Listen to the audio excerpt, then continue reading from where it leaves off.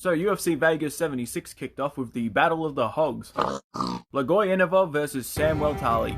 Oh, wait, that's Alexander Romanov, my mistake. Romanov won a solid decision, and while there was no finish from the heavyweights, rest assured the buffet didn't make it past the first round that night.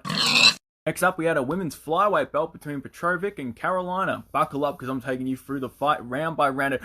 Oh, shit. Oh, no. No, my notes. Oh, what a shame. I guess we'll just have to skip the women's fight, huh? Oopsie poopsie! Guram Kutaladze's return came against Shoot Boxing's Elvis Brenner. As a teammate of Charles Oliveira, Brenner also bleached his hair, even going that extra mile of bleaching his beard, and boy did it pay off. In round 2, Brenner was doing his best Darren Elkins cosplay, but Guram also started slowing down. This guy came into the first round blonde, by the way. Brenner came out like a man possessed in round 3 and shut Guram down like Windows 7 with 2 minutes remaining. Absolutely no doubt in my mind this was fight of the night. An awesome back and forth, and I certainly hope they don't ruin this momentum with a women's featherweight fight. The only noteworthy part of this fight was Laura Sanko's commentary. Out here right now is actually Yana Santos' new mom is still breastfeeding, so not... Why did we need to bring up the breastfeeding, Sanko? A little bit John I'd expect, but I'm sure it won't come up once they're in the middle of the... She told me she still, has to do the nightly feedings, though. I mean, that's... Oh, for fuck's sake, can we stop with the breast milk talk? Focus on the fight, Sanko, please! Or not, I honestly don't care about women's 145. It's about as important to me as the homeless art of Brendan Schaub. Dicey! Joannis and Brito fought Weston Wilson. Just a real quick side note, but that is a fucking sick cowboy name, isn't it? Weston Wilson, fastest kick in the West.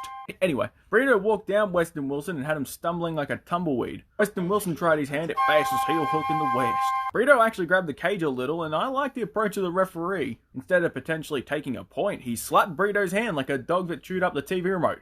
Bad boy! See? But then in the end, Brito got out of the heel hook and gave Weston Wilson the fastest CTE in the West. He celebrated with what appears to be some sort of Manscaped promotion of some sort. He has returned.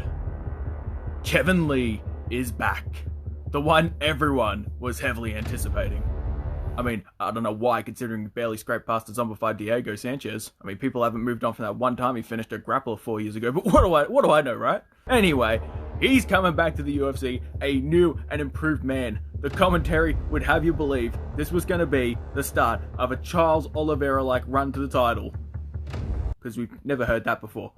He's finally going to show us all of his potential, and boy did he make it impressively quick by being dropped badly and getting choked unconscious. 55 total seconds. The Motown Phenom's return didn't even last a minute. 3 total strikes from Kevin, and he was asleep. Oh, God.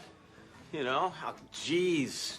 That's just terrible. I need to have a quick intervention with some of you real quick. Why were so many of you picking Kevin Lee to win?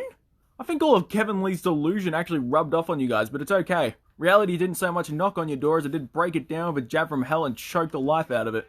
It's not your fault. You saw a guy with name value and your brains flickered, but I welcome you back to reality with open arms. Now you see, just as I do, where Kevin Lee fits into all of this. Apex prelims till he sent back into PFL. And to bring the main card to an exciting start was another upset as Ruzzy.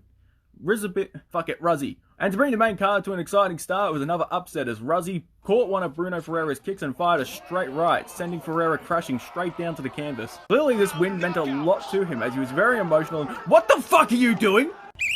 Right! And to follow that up, another upset as Benoit Saint Denis managed to submit Ismail Bonfim.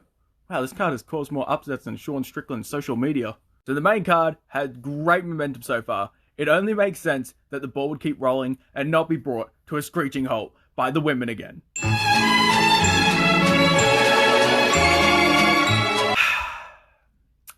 Another day, another underwhelming women's fight. I'm just moving on. I can't even pretend to fucking care, to be frank with you. Michael Morales put on an amazing clinic against Max Payne Griffin. Max Payne was coming into this one on the momentum of a 5-fight win streak. Yes, I said 5. Fuck Magny, fuck his judge's privilege, and fuck his hairline! Anyway, enough shitting on Magny. I'm sure his barber does plenty of that. Michael Morales put on an absolute beating, in which he was only gaining more confidence as the fight went on. We got a very promising prospect in Morales, and they didn't ruin the momentum of the night with another women's fight again. Okay, that's actually a joke, they didn't. Grant Dawson absolutely bullied Damir Ismagulov with the grappling, afterwards shouting out the love of his life with this heartwarming message. Dawson, you are the love of my life. I love you, bitch. That bitch seems like a keeper, Grant. Good for you. Sean Strickland versus Abus Magomedov almost didn't happen, as very early into the fight, Strickland got unintentionally poked in the eye by Abus, and while it got scarily close to being called off, Strickland soldiered on. Abus Magomedov was looking pretty good, throwing as Strickland would call them Peter Pan kicks, controlling the range, scoring his own takedown, which is easier said than done on Sean Strickland. There's no doubt that Abus won the first round. If only this one wasn't scheduled for 5. Because Abus has cardio so bad, it makes Dricus du Plessis after a triathlon look fresh. He completely gassed, and Strickland used him as a punching bag as promised, finishing Abus in round 2.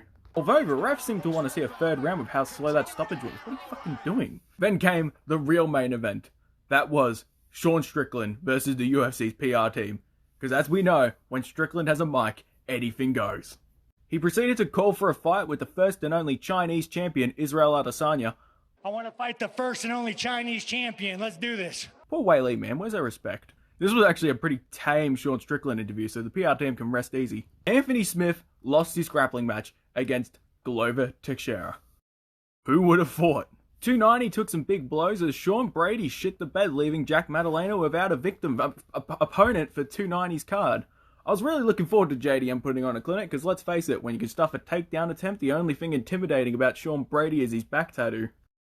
Also for 290, Trishan Gore had to pull out of his fight against Low Blow Nickel. Both of them have gotten replacement opponents, so it's Tai Tuivasa is finally getting to fight back home in Sydney against Alexander Volkov. Oh, we're rooting for you, Tai. It's Shay FTA.